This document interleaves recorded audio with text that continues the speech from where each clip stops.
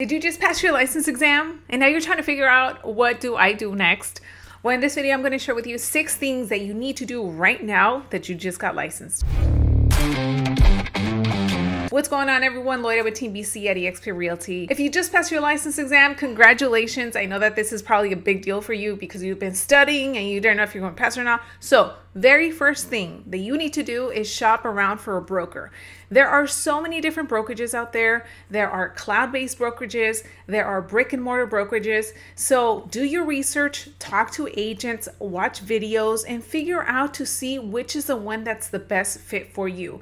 If you're doing real estate full-time or part-time, figure out what the fees are that each of these companies is charging you, because some of these can become a lot. So for example, speaking from experience being with eXp Realty, we have a monthly fee of $85. The split is 80-20 and the cap is $16,000 if you are a solo agent and $8,000 if you are with a team. Now, if you're a part of a different company, the fees might be higher, the split might be higher, the cap higher as well. So again, you just want to do your research. Now, one thing I do want you to know is that there's going to be a lot of different brokerages that are going to promise you the world. They're going to tell you they're going to give you resources and training and support.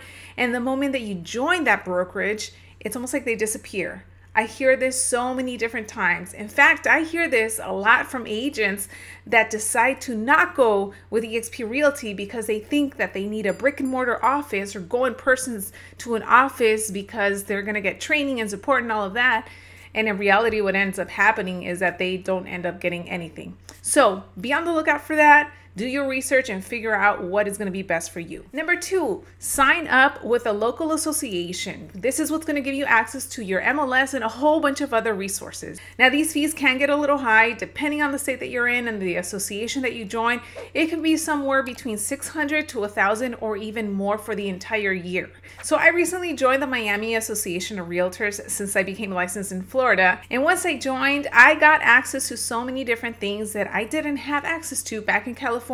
So for example, as part of the fees that I'm paying, I get access to Inman, I get access to Rebo Gateway, I get access to so many different other platforms that come with me paying my fees. So again, check those out and see what you can connect to. Next, you'll want to make sure that you have access to the e-key, which is from SUPRA. This is what's going to allow you to go and see homes should you, for example, want to preview a property that's for sale, or let's say that you have buyers already that want to see homes. A lot of these homes will have a SUPRA lockbox on it, and the only way that you can open it is through an app on your phone. And the way that you will get that is through your association. They will give you an authorization code, which you have to set up. And once you're all set up, you're good to go.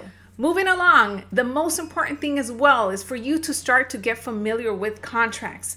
Know where to find them and know how to pull up the most frequently used ones, which would probably be your purchase agreement and your listing agreement. And to get more familiar on how to use that, it brings me to my next point, and that is to attend any trainings from your local association or the MLS or even your brokerage so you know exactly how to fill out these forms.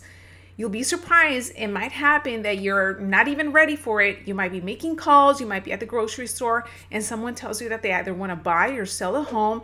You set an appointment, and next thing you know, you have to fill out these contracts. So you want to at least be somewhat familiar as to what is the information that goes into these contracts so you don't come off as a total newbie. And finally, this might be unrelated to all of the things that I just spoke about, but you want to get familiar with Canva. It's a website, completely free. You can create a free account. Obviously, if you upgrade, it has a lot more features. Canva is really gonna become like your best friend. This is where you can do marketing flyers, post for Instagram, Facebook, YouTube, whatever it is. So if you're not familiar with it, once again, create an account and start playing around with it because it's gonna come in really handy. So these are just some of the few things that you need to do as soon as you get licensed, because I know how crazy it is that you might be all over the place and you're just excited right now that you actually passed the exam.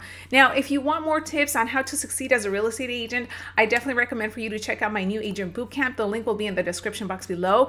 And also, if you want to know what it takes to succeed in this business, make sure to check out this video right here. Thanks again for watching, and I'll see you on the next one.